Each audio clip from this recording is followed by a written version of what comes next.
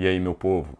Aqui quem fala é o professor Bruno Garcia Redondo, com mais um vídeo de processo civil para o meu canal. Aliás, falando em canal, quem ainda não é inscrito, por favor, clica aqui para se inscrever e dá aquele joinha no vídeo. Tema da aula de hoje, vamos falar sobre pressupostos processuais. Tema muito relevante, talvez um dos temas mais importantes de TGP, porque pressupostos processuais são basicamente aqueles pressupostos e requisitos de existência e validade, eu vou explicar daqui a pouquinho cada um deles, e são vários, para que tanto a relação processual como um todo, quanto cada ato processual possa se desenvolver de forma correta do ponto de vista da existência e da validade. Em outras palavras, são os requisitos para a regularidade formal do processo. Quando a gente fala de pressupostos processuais, temos que lembrar outros vídeos já aqui, inclusive, do nosso canal sobre ação e sobre processo, em que estudamos que lá em 1868, um processualista chamado Oscar Billov começou a criar a ciência do direito processual através de um livro dele, que foi intitulado e traduzido da seguinte maneira: Teoria das Exceções e dos Pressupostos Processuais. A partir dessa obra, ele reconhece que existem dois planos, e aí lembrem da teoria dualista, do dualismo do ordenamento jurídico. Existem dois planos, plano do direito processual sendo diferente do plano do direito material, e sendo identificadas, na verdade, duas relações jurídicas distintas. A relação jurídica do direito material, por exemplo, relação de crédito-débito, versus uma outra relação jurídica que surge quando o autor exerce o seu direito de ação através da petição inicial. E essa relação jurídica que se inicia, ela se inicia em outro plano, plano do direito processual, e lá nós temos a chamada relação jurídica processual. Vimos também em outros vídeos várias teorias sobre o processo, teoria da relação jurídica, da diversidade de relações jurídicas, e fato é que hoje em dia é tranquilo o entendimento de que são dois planos diferentes. Um plano pode existir sem o outro, eles são autônomos e independentes, ainda que guardem uma mínima relação entre si, e é claro que a relação jurídica de direito processual, ou o conjunto de relações jurídicas que se desenvolve ali no plano processual, são relações realmente diferentes da eventualmente existente relação jurídica de direito material. E para que esse plano seja correto do ponto de vista, então, processual, essa relação tem que atender a requisitos. E essa relação jurídica processual, ela vai ter que atender a esses requisitos, que hoje em dia nós denominamos de pressupostos processuais. Pressupostos processuais é o nome do grande gênero, e a gente divide os pressupostos processuais em pressupostos processuais de existência e o que a gente costuma dizer requisitos processuais de validade. Então nós temos pressupostos de existência e, entre aspas, pressupostos de validade, mas quando nós falamos de validade, a gente prefere chamar de requisitos do que pressupostos. Porque pressuposto é algo que vem antes, algo que tem que existir antes para que a própria relação processual exista. Então a gente fala pressupostos de existência. Quando a gente vem para o plano da validade, o segundo plano diferente ali da relação jurídica processual, a gente costuma chamar de requisitos, que são como se fossem elementos relacionados ali no mesmo momento do ato, para a própria validade do ato, como se fossem condições da validade do ato processual ou da relação jurídica processual. Então a gente pega o grande conjunto de pressupostos processuais e divide em pressupostos de existência e requisitos de validade. E aí, dentro de cada um, tanto na existência quanto na validade, a gente vai dividir em subjetivos e objetivos. Então nós vamos ter pressupostos processuais de existência, subjetivos e objetivos. Requisitos processuais de validade, subjetivos e objetivos. Além disso, quando a gente fala dos subjetivos, tanto na existência quanto na validade, a gente vai subdividir. Subjetivos, ou seja, relacionados aos sujeitos, da relação jurídica processual. Então a gente vai dividir subjetivos para o Estado juiz e requisitos subjetivos para a parte. Quando viermos para a validade também, subjetivos do Estado juiz e subjetivos da parte. O conjunto ali de pressupostos processuais, ele não vem elencado de forma tão clara no CPC. A gente vê menção a pressupostos processuais, por exemplo, no artigo 485, que fala da sentença sem resolução de mérito.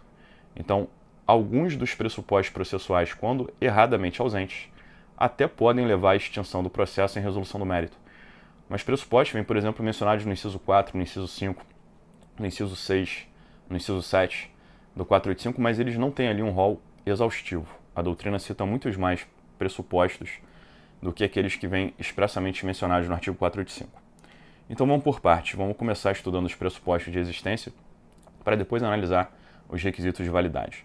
Sabendo que é muito importante você saber se aquele requisito processual ele está no plano da existência ou no plano da validade. Há diferença e consequências práticas e jurídicas significativas, inteiramente diversas, sobre se o vício, se o defeito processual é do plano da existência da relação processual ou é do plano da validade da relação processual. Quando a gente fala que falta um requisito, na verdade, de existência, você está querendo dizer que juridicamente o processo nem existe, ou o ato processual nem existe juridicamente.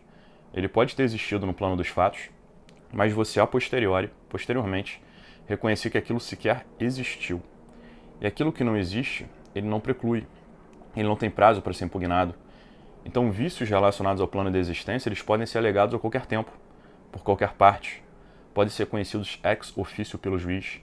Depois de, entre aspas, formada a coisa julgada e transitada em julgado a decisão e o processo, você ainda tem ação rescisória para alegar vícios do plano da existência. E mesmo ultrapassado o prazo de 2 anos para ação rescisória, vícios do plano da existência podem ser impugnados sem prazo, a qualquer tempo, durante anos, décadas, centenas de anos. Não há prazo para se alegar um defeito do plano da existência, porque são vícios gravíssimos que nunca se corrigem, nunca se convalidam. Já quando o defeito está no plano da validade, a situação é bem diferente. Nós vamos ver que defeitos do plano da validade, às vezes podem ser conhecidos ex officio pelo juiz, e às vezes exigem provocação ou alegação pela parte. E mais, só podem ser alegados ao longo da relação processual. Uma vez formada a coisa julgada, a decisão, entre aspas, transitando em julgado, os vícios de validade, os defeitos de validade, eles se convalidam, eles se corrigem, eles se sanam, se saneiam. E após o trânsito em julgado, são poucos os vícios do plano da validade que ainda podem ser alegados em ação rescisória, e não todos. Então, vários dos defeitos se corrigem, aí você ainda tem um prazinho ali de 2 anos para ação rescisória para alegar pouquíssimos defeitos do plano da validade. E se não alegados nesse prazo de 2 anos da ação rescisória, esses vícios, esses defeitos do plano da validade, eles se corrigem, eles se completam, eles não podem mais ser impugnados e alegados em outro momento. Então vejam que alguns defeitos jamais são corrigidos, plano de existência, podem ser alegados sem prazo, conhecidos ex officio, alegados por qualquer meio. Já os defeitos do plano da validade, dependendo da situação, já não são cognoscíveis ex officio, vão ter um prazo para alegação, só vão poder ser alegados pelas partes.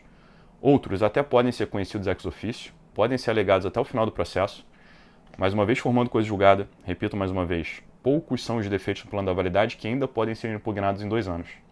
Mas extrapolado o prazo de 2 anos para ação rescisória, aquele defeito não pode mais ser invocado. Ainda que exista o defeito, ninguém vai poder, entre aspas, anular, rescindir aquela decisão. A decisão vai produzir efeitos e o que tiver ali determinado vai ter que ser cumprido. Então vejo que é muito relevante, do ponto de vista tanto teórico quanto prático, saber se o defeito processual, o vício, é relacionado a um elemento que está no plano da existência ou no plano da validade. Porque dependendo de onde esteja o defeito, a metodologia de impugnação, de reconhecimento do defeito e as consequências sobre o reconhecimento do defeito vão ser inteiramente diferentes. E quando nós falamos de pressupostos processuais, eu tenho que fazer 2 alertas ainda. Em primeiro lugar, os chamados pressupostos processuais, tanto os de existência quanto de validade, eles não são a rigor pressupostos apenas da relação processual como um todo. Na verdade, tanto para a relação processual como um todo, quanto para a petição inicial, que é o início do exercício do direito de ação, quanto para cada subsequente ato processual, para todo e qualquer ato processual, nós exigimos pressupostos processuais. Então, pressupostos processuais são exigidos para a relação processual como um todo, para o primeiro ato da relação jurídica processual, que é quando você começa analisando se o processo se iniciou corretamente, petição inicial, quanto se exige também atenção, atendimento aos pressupostos processuais para cada ato processual seguinte. Exemplo, nós podemos ter uma petição inicial que já tem defeitos, e aí, na verdade, vai faltar pressuposto processual ou de existência ou de validade para o processo inteiro. Porém, de modo diferente, pode ser que a petição inicial estivesse correta. E, na verdade, você tivesse um defeito só no momento, por exemplo, a audiência. Então, a relação processual está ok. Só o ato processual, a audiência, é que pode ter um defeito. Então, na verdade, você vai ter uma inexistência ou uma invalidade apenas do ato audiência e não da relação processual como um todo. Em outras palavras, você vai corrigir apenas aquele ato defeituoso sem atingir outros atos da relação processual se eles tiverem atendido corretamente, cada um deles aos seus respectivos pressupostos processuais. Veja que alguns pressupostos processuais vão ser para o Poder Judiciário, exemplo, atos que têm que ser praticados pelo juiz, tipo decisões, presidir audiências. Outros conjuntos de requisitos vão ser para as partes, por exemplo, os requisitos para petições. Outros vão ser para auxiliares da justiça, por exemplo, para perito, para oficial de justiça. Então, cada sujeito processual e cada ato processual pode ter requisitos e pressupostos próprios. Nós vamos falar aqui a regra geral, os pressupostos processuais clássicos que alcançam a relação processual como um todo, também petição inicial e os demais atos da relação jurídica processual. Então, feito esse primeiro alerta de que pressupostos processuais se exigem para a relação como um todo, para o início da relação processual petição inicial e também para cada ato processual subsequente, eu faço também um segundo alerta. É errado, é um mau entendimento ler o artigo 485 do CPC e entender que obrigatoriamente faltando um pressuposto processual, obrigatoriamente a consequência seria, supostamente, a extinção do processo sem resolução de mérito. Nós vamos estudar cada pressuposto de existência e cada requisito processual de validade. E vamos ver que não é todo e obrigatoriamente cada um dos pressupostos processuais que, se ausentes, geram a extinção do processo. Vários não vão gerar extinção do processo. Vou dar um exemplo aqui. Competência absoluta. Competência absoluta, nós vamos ver que é pressuposto processual de validade, tecnicamente falando, requisito processual de validade. Faltando competência absoluta, o processo não vai ser extinto. O processo vai ser remetido para o juízo corretamente competente. Então vejam que a ausência de um pressuposto processual, por exemplo, de validade, não obrigatoriamente gera a extinção do processo. Vou dar um outro exemplo. Falta de capacidade postulatória. Um ato praticado por quem não é advogado. Se intimada a parte para apresentar advogado e ela não apresentar, apenas o ato da parte vai ser desconsiderado. Tudo bem, se faltou advogado na petição inicial, a petição inicial sendo desconsiderada, o processo inteiro é extinto. Então, às vezes, faltar advogado, faltar capacidade postulatória, que é um outro segundo exemplo de requisito processual de validade, às vezes faltando capacidade postulatória advogado na petição inicial, a consequência é realmente acabar com o processo inteiro. Extinção sem resolução do mérito. Mas vai que não falta advogado na petição inicial, vai que falta advogado do réu na contestação. O que vai acontecer? O processo inteiro vai ser extinto? Não. Se a petição inicial tem advogado, o processo se desenvolve. O que vai acontecer é que só o ato do réu vai ser desconsiderado. Exemplo, uma defesa chamada de contestação sem assinatura por um advogado. Então não gera extinção do processo, gera apenas a desconsideração do ato do réu. Pensem se falta, por exemplo, juiz, que é pressuposto de existência, mas não no primeiro ato do processo. Vai que falta o juiz só no ato audiência de instrução e julgamento. Apenas o ato audiência vai ser inexistente, mas a relação processual vai ter, até aquele momento, existido e sido válida até o momento da audiência. Então vejam que nem sempre a ausência de um pressuposto processual gera, obrigatoriamente, a extinção do processo sem resolução do mérito. Só vai gerar a extinção do processo sem resolução do mérito quando o vício estiver na origem, na petição inicial, no momento da propositura da ação, e não são todos os defeitos que geram, ainda que existentes no momento da petição inicial, não são todos que geram a extinção do processo. Alguns geram, por exemplo, remessa para o juízo competente, como foi o meu exemplo aqui, da incompetência absoluta. Então esse é o segundo alerta. Uma má leitura do artigo 485 poderia gerar um equivocado entendimento de que pressupostos processuais de existência ou de validade, se ausentes, gerariam de forma obrigatória e sempre a extinção do processo em resolução do mérito. Não. Às vezes geram extinção do processo em resolução do mérito, artigo 485, mas às vezes geram apenas a desconsideração do ato. O ato vai ser ignorado porque inexistente ou nulo ou inválido. Exemplo aqui, a contestação do réu sem assinatura por advogado. E às vezes vai gerar meramente a repetição do ato, por exemplo, uma AIJ, uma audiência de instrução e julgamento, sem ser presidida por um juiz. O ato vai ter que ser praticado novamente, não basta a correção do ato, a nova prática do ato. Então, às vezes, a extinção sendo processo, às vezes é mera desconsideração do ato, e o processo segue como se não tivesse sido praticado, e a parte, claro, é punida, no meu exemplo do réu, e às vezes vai gerar a correção do ato, a necessidade de que o ato seja praticado agora corretamente, atendendo aquele requisito. Feitas essas considerações iniciais aí, que eu acho importantíssimas, eu vou dar uma fracionada aqui rapidinho no vídeo, para nos vídeos seguintes nós estudarmos cada um dos pressupostos processuais. Lembrando mais uma vez que nós vamos iniciar pelos pressupostos de existência, e aí vamos falar dos subjetivos e objetivos, e nos vídeos seguintes vamos falar dos requisitos processuais de validade, também dividindo em subjetivos e objetivos, e são vários, vamos ver aí ao longo dos vídeos.